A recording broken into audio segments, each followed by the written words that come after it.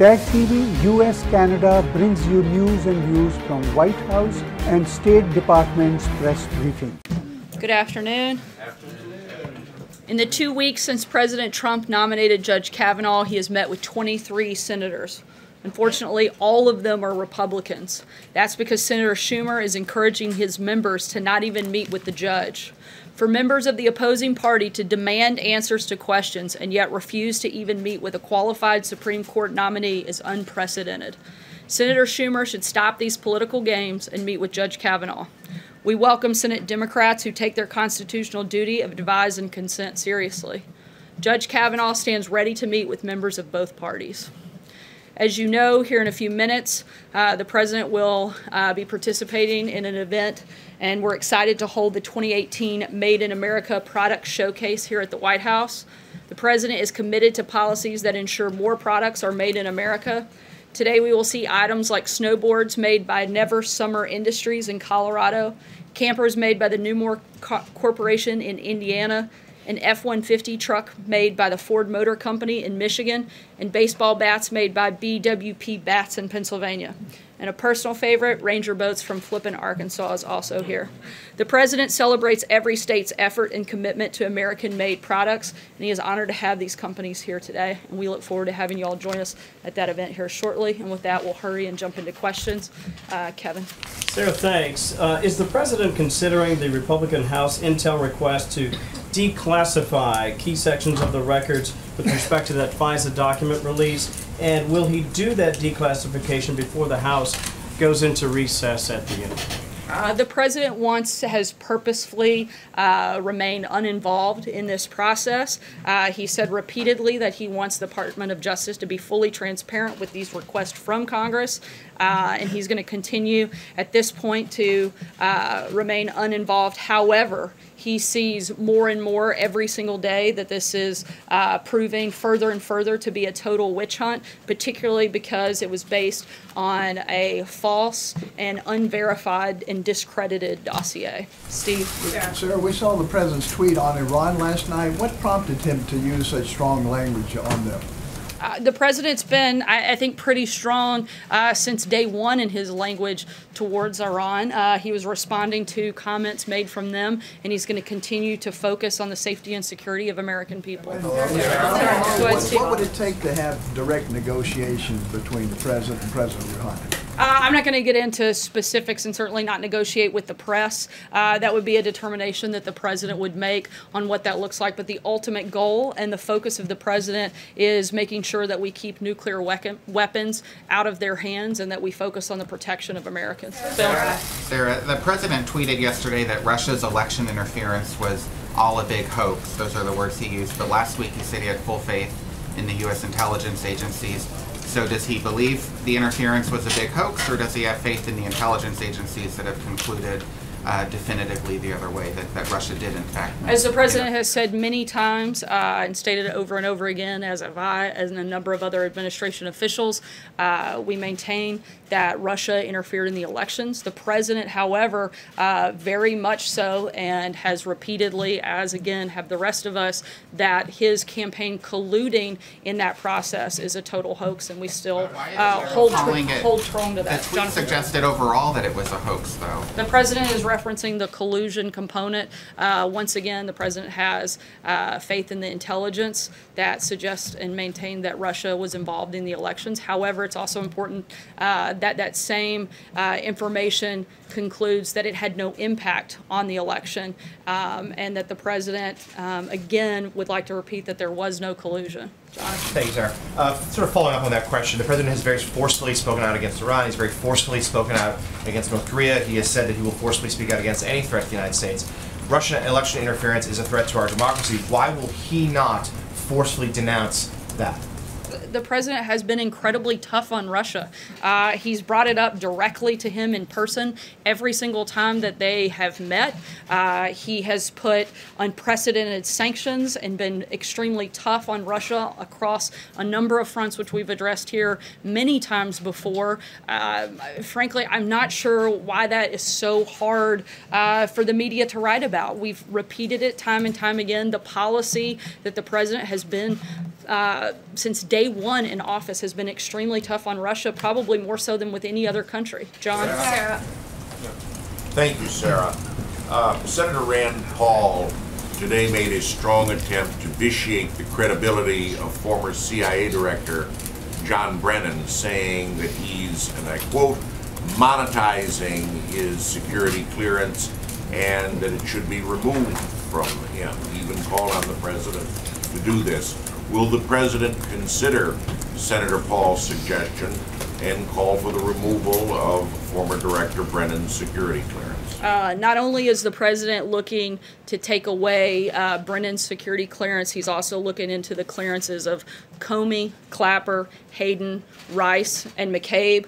The president is exploring the mechanisms to remove security clearance because they've politicized and in some cases monetized their public service and security clearances. Making baseless accusations of improper contact with Russia or being influenced by Russia against the president is extremely inappropriate, and the fact that people with security clearances are making these baseless charges provides inappropriate legitimacy to accusations with zero evidence.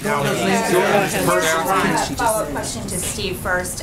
When the president pulled out of the JCPOA, he did not reveal an alternate plan to address Iran's nuclear ambitions.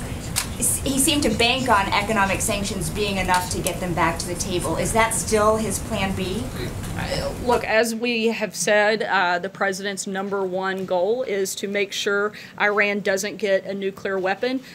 We have similar and shared interests with our European allies. We're continuing to have discussions with them, and when we have specifics on that front, we'll let you know. About Russia, Sarah, my question was a follow-up, but my question about Russia is that, President Trump continues to air his grievances about the coverage of his meeting with Vladimir Putin. Because you guys continue to obsessively cover it. But we can't really, because it's been 7 days. We have not received a readout. We have not received any specific details about agreements that were reached, whether formally or verbally. So when can we expect that? And by the way, the only specific agreement that was made was that the two national security teams from both the United States and Russia would continue at a working level these discussions. I can tell you that Ambassador Bolton plans to have a meeting, a follow-up with his counterpart from Russia next month, in addition to meetings with other European allies to further those discussions, and we'll keep you posted when we have specific details on what that meeting looks like. Sarah, so does President Trump plan on ordering to move any carriers or additional military resources to the region should Iran continue to pose the threat that he alluded to in his tweet? And I also have a follow-up. I don't have any specific announcements on that at this Just point. a follow-up then. Secretary of State Pompeo yesterday talked a lot about corruption and human rights abuses in Iran. Why is he zeroing in, and why is the administration zeroing in on Iran when a number of other states are guilty of the same transgressions, including Russia, which we are now warming up to? Again, we've had tough conversations with Russia. We've been tough on them with our policy. As I stated this morning, we can be tough on more than one country at a time, and that's exactly what we're doing. Sarah. Thanks, Sarah. Could you explain a little bit of the threshold that the president has for taking away former official security clearance? Is it his position then that any former Obama administration official who holds clearance and does make political statements about him should have their clearance revoked? Or is it just limited to the names right now that you read? As of right now, we are exploring the mechanism on those specific names. I'll keep you posted when there's further details. Thanks a lot, Sarah. The language the president used in the tweet that he sent out last night was very similar to the language he used last August in New Jersey when he spoke of fire and fury being rained down on North Korea. And of course that led to a one-on-one meeting the president ultimately had with Kim Jong-un. Is the president open to diplomacy with Iran, meeting perhaps one-on-one with President Rouhani?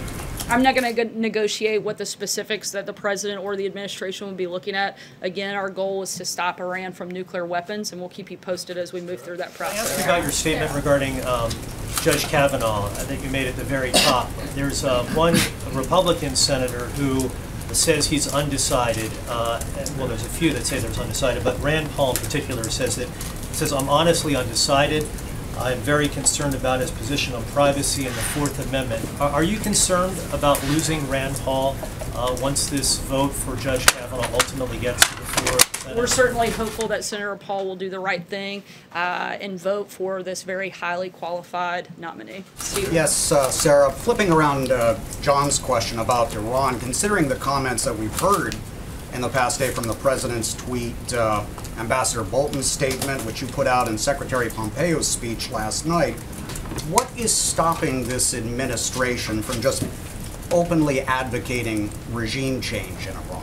Again, our focus is on stopping Iran from having nuclear weapons, regardless of who is there. That's what our priority is, and if we have any further announcements on that front, I'll let you know. But the President and his administration are going to continue pushing and advocating for that. Sarah, regarding one of the stories that broke on Friday, how did the President feel when he found out that his longtime lawyer and fixer had reported him surreptitiously? While the President maintains that he's done nothing wrong on this specific topic, I'd refer you to the President's outside counsel. And still deny that he ever had a relationship with a woman named Karen McDougal. Once again, the President maintains that he's done nothing wrong, and I would refer you to Rudy Giuliani for all questions on that matter. Sarah? I just wanted to follow up first on this statement you made about Brennan and his security clearance. Are you considering any additional actions against Brennan and the other names you read off? In addition to revoking their security clearance, is there any other action under review? Not that I'm aware of. And then, to go back real quick to the Russia investigation, so the FISA application on Carter Page states that he is a Russian agent involved in clandestine activities. Given that the President continues to say there was no collusion between his campaign and Russia, is he concerned, or does he not believe the intelligence community's assessment that Carter Page was a Russian agent? Again, I think that we've spoken extensively what our position is on this, and we have no changes to that. So the President is threatening to punish Brennan and Comey and Clapper for saying things about him that he doesn't like. Is that presidential? The President is exploring these mechanisms to remove security clearance because they've politicized and in some cases actually monetized their public service and their security clearances, and making baseless accusations of improper contact with Russia or being influenced by Russia against the President is extremely inappropriate. The President contends that the fact that people with security clearances are making these baseless charges provides inappropriate legitimacy to accusations with zero evidence. So when we have further updates on that front, I'll certainly let you know. Free speech he doesn't like, and he wants to punish them for it. No, I think you are creating your own story there. The President doesn't like the fact that people are politicizing agencies and departments that are specifically meant to not be political and not meant to be monetized off of security clearances. A separate question, actually, but to follow up on that, isn't the President doing exactly what you just said the President doesn't want all these people doing? Politicizing matters of national security by going after his political enemies? No, the President's not making baseless accusations of improper contact with a foreign government and accusing the President of the United States of treasonous activity when you have the highest level of security clearance, when you're the person that holds the nation's deepest, most sacred secrets at your hands, and you go out and you make false accusations against the President of the United States. He thinks that is something to be very concerned with, and we're exploring what those options are and what that looks like. Topic, Sarah, was actually on the message to... Sorry, I gotta keep moving just because we're running out of time. Caitlin, the President's message to Paul Sorry, Manafort. Hallie, I got about 2 more questions left. Caitlin, go ahead. The President's message to Paul Manafort, Sarah, does he have one? Not that I'm aware of. Caitlin, go ahead. When is the President going to make this decision on those security clearances? I said when we have an update, we will let you know. Okay, so my question, that was just a follow-up on that. My question, has the President, since you didn't answer if he's briefed, since they haven't briefed reporters on what went down during the 2-hour meeting between We actually had President a press Trump conference. The President's done a number of interviews. We've actually put out quite a bit of information following that meeting. The question is not about the press, but has the President briefed his National Security Advisor, his Secretary of State, the Director of National Intelligence, and the Defense Secretary on what exactly was said between him and President Putin? The President has met and spoken with all of those individuals since his meeting with President Putin. And when he briefs them, is he relying solely on his own memory to tell them what happened during that 2-hour meeting? The president has met and consulted with all of his national security team, and we feel very confident in those It's on what he remembers that happened. It's not. Caitlin, I'm not going to go into the specific details on how the president interacts every single time with his national security team. Well, this is a rarity, but though. It's a sit down with the Russian president. it's actually for 2 not a hours, rarity. It's one-on-one. a normal practice for two world leaders to be able to have a conversation with one another. David, go ahead. What about President Obama and Vice President Biden? And their security clearances, are they on the list as well? I'm not aware of any plans for that at this point. Thanks so much, guys. We'll see you on the South Lawn. TAG TV US Canada brings you news and views from White House and State Department's press briefing.